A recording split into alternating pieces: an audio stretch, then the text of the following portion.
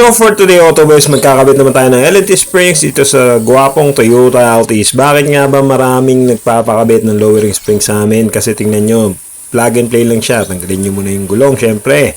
Then access nyo yung shocks and springs. Stock lang, tanggalin nyo yung lumang springs.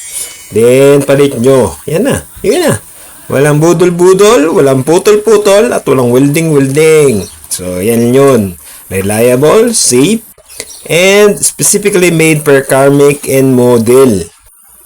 Improves handling, lessen body roll at walang tagtag at ang ganda ng drop. So ayan, tapos na. Montage muna.